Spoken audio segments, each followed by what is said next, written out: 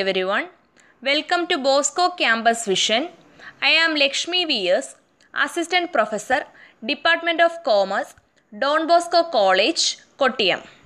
This is the 25th lecture on the subject Recovery and Refund of Income Tax, which is a subject for Semester 3 students of BCom, Tax Procedures and Practices.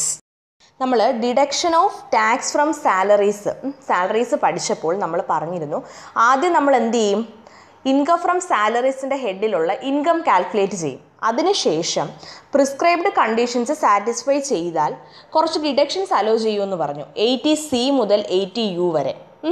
അതിൽ ആ deductions ഒക്കെ നമ്മൾ just ഒന്ന് mention ചെയ്തിരുന്നു theory പഠിച്ചപ്പോൾ.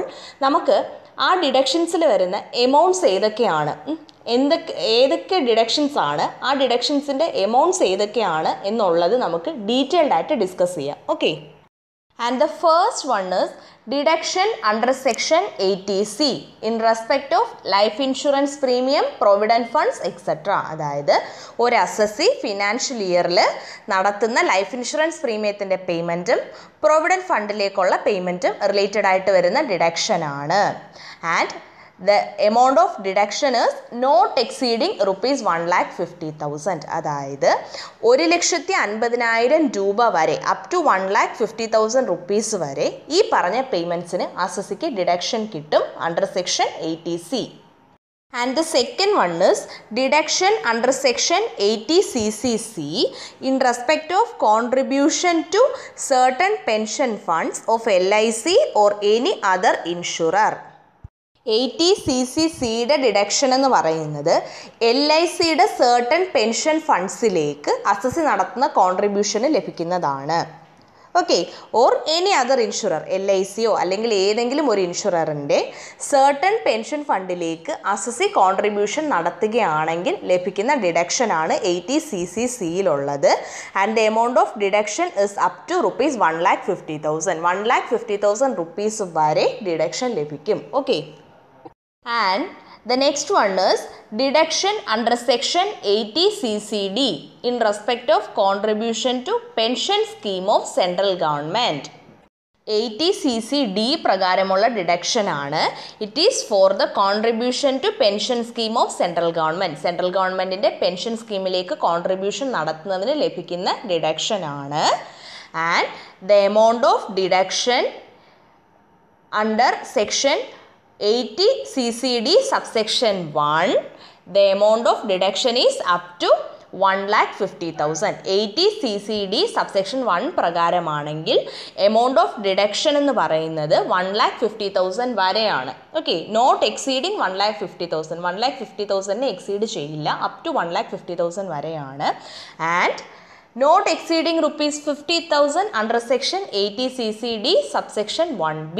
ഇനി 80CCD subsection 1B പ്രകാരമാണെങ്കിൽ the amount of deduction is up to rupees 50,000. not exceeding 50,000. 50,000 exceed ചെയ്യില്ല, deduction will be up to rupees 50,000. Okay, ഇനി നമ്മൾ ശ്രദ്ധിക്കേണ്ടുന്ന വളരെ ഇമ്പോർട്ടൻ്റ് ആയിട്ടുള്ള ഒരു കാര്യം എന്ന് പറഞ്ഞാൽ the aggregate amount of deductions under section 80C, section 80CCC and section 80CCD shall not exceed rupees 1,50,000. section 80CCE. അതായത് നമ്മളിപ്പോൾ പറഞ്ഞ 3 ഡിഡക്ഷൻസ് ഉണ്ടല്ലോ, 80C പ്രകാരവും 80CCC പ്രകാരവും 80CCD പ്രകാരവും. ഈ 3 ഡിഡക്ഷൻ്റെയും കൂടി എമൗണ്ട് കൂട്ടിയെടുക്കുമ്പോൾ അത് 1,50,000 കൂടാൻ പാടില്ല. വിച്ച് മീൻസ് ദാറ്റ് നമ്മളിപ്പോൾ 80Cയിൽ അലോ ചെയ്യുന്ന ഡിഡക്ഷനും 80CCCയിൽ അലോ ചെയ്യുന്ന ഡിഡക്ഷനും 80CCDയിൽ അലോ ചെയ്യുന്ന ഡിഡക്ഷനും ഇത് 3ഉം കൂടി കൂട്ടിയെടുത്തപ്പോൾ ഒരു 2,62,000 വന്നു എന്ന് വിചാരിക്കുക. പക്ഷേ നമുക്ക് അലോ ചെയ്യാൻ പറ്റുന്ന ഡിഡക്ഷൻ എന്ന് പറയുന്നത് 1,50,000 വരെ ആയിരിക്കും. 1,50,000 കൂടുതൽ ഡിഡക്ഷൻ നമ്മൾ അലോ ചെയ്യില്ല. Okay, however, the amount contributed by the employer in pension scheme under section 80CCD and the employee contribution under section 80CCD subsection 1B shall not be included in rupees 1,50,000 limit. അതായത് section 80CCD പ്രകാരം employer contribute ചെയ്യുന്ന amount to pension scheme, ഒരു pension സ്കീമിലേക്ക് employer contribute ചെയ്യുന്ന എമൗണ്ടും അതുപോലെ തന്നെ 80cc(d) subsection 1b പ്രകാരം employee contribute ചെയ്യുന്ന എമൗണ്ടും it is not included in the 1,50,000 limit. അതായത് 1,50,000 ഇപ്പോൾ നമ്മൾ പറഞ്ഞില്ലേ 80cയും 80cc(c)യും 80cc(d)യും പ്രകാരം വരുന്ന ആ 3 ഡിഡക്ഷൻ്റെയും കൂടി എമൗണ്ട് 1,50,000 കൂടാൻ പാടില്ല. 1,50,000 വരെ നമ്മൾ ഡിഡക്ഷൻ അലോ ചെയ്യത്തുള്ളൂ. കൂടുതൽ എമൗണ്ട് വന്നാൽ നമ്മൾ അത്രയും വരെ ഡിഡക്ഷൻ എന്ത് ചെയ്യുള്ളൂ, അലോ ചെയ്യത്തുള്ളൂ. സോ ആ 1,50,000 80cc(d) പ്രകാരം എംപ്ലോയർ പെൻഷൻ സ്കീമിലേക്ക് കോൺട്രിബ്യൂട്ട് ചെയ്യുന്ന എമൗണ്ടും എംപ്ലോയി 80cc(d) സബ്സെക്ഷൻ 1b പ്രകാരം കോൺട്രിബ്യൂട്ട് ചെയ്യുന്ന എമൗണ്ടും ആ 1,50,000 വരത്തില്ല. Okay. And the next one is deduction under section 80cc(g) in respect of investment in Rajiv Gandhi Equity Savings Scheme not exceeding ₹25,000. So 80cc(g) പ്രകാരമുള്ള deduction investment in Rajiv Gandhi equity saving scheme അതിന് ലഭിക്കുന്നതാണ്. Okay, Rajiv Gandhi equity saving സ്കീമിൽ investment നടത്തുന്നതിന് ലഭിക്കുന്നതാണ് 80cc(g) പ്രകാരമുള്ള deduction. And the amount of deduction is up to ₹25,000. 25,000 വരെയാണ് amount of deduction. And the maximum investment for claiming deduction under this section is ₹50,000. 50,000 വരെയുള്ള investment, ആ ഒരു ഇൻവെസ്റ്റ്മെൻറ്റിനാണ്, ആ 50,000 വരെയുള്ള ഇൻവെസ്റ്റ്മെൻറ്റിനാണ് ഈ ഡിഡക്ഷൻ ലഭിക്കുന്നത്. സോ ആ 50,000ൻ്റെ 50%, അതായത് 25,000 വരെയാണ് ഡിഡക്ഷൻ, എമൗണ്ട് ഓഫ് ഡിഡക്ഷൻ എന്ന് പറയുന്നത്. Okay. And the next one is deduction under section 80D in respect of medical insurance premium. അതായത് മെഡിക്കൽ ഇൻഷുറൻസ് പ്രീമിയത്തിൻ്റെ പേയ്മെൻറ്റുമായിട്ട് റിലേറ്റ് ചെയ്ത് വരുന്ന ഡിഡക്ഷനാണ് deduction under section 80D.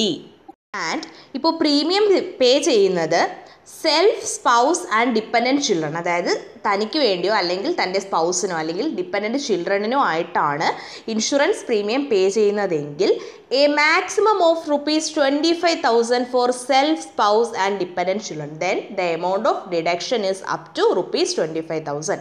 Maximum limit എന്ന് പറയുന്നത് 25,000 ആണ് ഈ കേസിൽ deduction. Okay. And up to ₹25,000 for parents. ഇനി പേരൻസിനാണ് മെഡിക്കൽ ഇൻഷുറൻസ് പ്രീമിയം പേ ചെയ്തതെങ്കിൽ the amount of deduction is up to ₹25,000. Where the premium is paid in relation to a senior citizen, the limit of deduction shall be ₹50,000 instead of ₹25,000. ഇനി ഈ medical insurance premium ഒരു senior citizen related ആയിട്ട്, senior citizen ആണ് പേ ചെയ്തത് എന്നുണ്ടെങ്കിൽ, senior സിറ്റിസണിന് വേണ്ടിയിട്ടാണ് പേ ചെയ്തത് എന്നുണ്ടെങ്കിൽ, സീനിയർ സിറ്റിസൺ അറിയാമല്ലോ, ഏജ് ഓഫ് 60 ഇയേഴ്സിന് എബോവ് ആയിട്ടുള്ള ആൾക്കാർ, അതായത് 60 ഇയേഴ്സിൽ കൂടുതൽ ഉള്ള ആൾക്കാർക്ക്, അങ്ങനെ സീനിയർ സിറ്റിസണിന് വേണ്ടിയിട്ടാണ് പേ ചെയ്തതെങ്കിൽ the amount of deduction will be 50,000 instead of 25,000. അതായത് മാക്സിമം എമൗണ്ട് ഓഫ് ഡിഡക്ഷൻ എന്ന് പറയുന്നത് 25,000 അല്ല, 25,000ന് പകരം 50,000 ആയിരിക്കും. സീനിയർ സിറ്റിസന് വേണ്ടിയിട്ടാണ് മെഡിക്കൽ ഇൻഷുറൻസ് പ്രീമിയം പേ ചെയ്യുന്നതെന്ന് ഉണ്ടെങ്കിൽ 25,000ന് പകരം 50,000 ആയിരിക്കും എമൗണ്ട് ഓഫ് ഡിഡക്ഷൻ എന്ന് പറയുന്നത്, മാക്സിമം എമൗണ്ട് ഓഫ് ഡിഡക്ഷൻ എന്ന് പറയുന്നത്. Okay.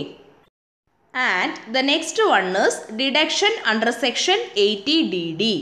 Deduction for maintenance or treatment of disabled dependent. Disabled ഡിപ്പെൻഡൻറ്റിൻ്റെ ട്രീറ്റ്മെൻറ്റിനോ മെയിൻ്റനൻസിനോ ലഭിക്കുന്ന ഡിഡക്ഷനാണ് 80DD പ്രകാരം വരുന്നത്. Okay. And the amount of deduction is ₹75,000 where disability is more than 40% and less than 80%. അതായത് ഡിസബിലിറ്റി, ഡിപ്പെൻഡൻറ്റിൻ്റെ ഡിസബിലിറ്റി 40%-ൽ കൂടുതലാണ്, 80%-നേക്കാളും കുറവാണെങ്കിൽ 75,000 ആണ് എമൗണ്ട് ഓഫ് ഡിഡക്ഷൻ ലഭിക്കുന്നത്. ₹1,25,000 where disability is more than 80%. ഇനി ഡിസബിലിറ്റി 80%-ൽ കൂടുതലാണെങ്കിൽ 1,25,000 ആണ് എമൗണ്ട് ഓഫ് ഡിഡക്ഷൻ കിട്ടുന്നത്. അതായത് സീവിയർ ഡിസബിലിറ്റിയുടെ കേസിൽ 1,25,000 വരെ ഡിഡക്ഷൻ കിട്ടും. സീവിയർ ഡിസബിലിറ്റി ആണെങ്കിൽ 1,25,000 വരെയാണ് ഡിഡക്ഷൻ. അല്ലാത്ത കേസിലാണെങ്കിൽ, അതായത് 80%-ൽ താഴെ എന്ന് പറഞ്ഞു കഴിഞ്ഞാൽ സീവിയർ ഡിസബിലിറ്റി അല്ല എന്നുള്ളതാണ്. അങ്ങനെയുള്ള കേസിൽ 75,000-മാണ് എമൗണ്ട് ഓഫ് ഡിഡക്ഷൻ ലഭിക്കുക.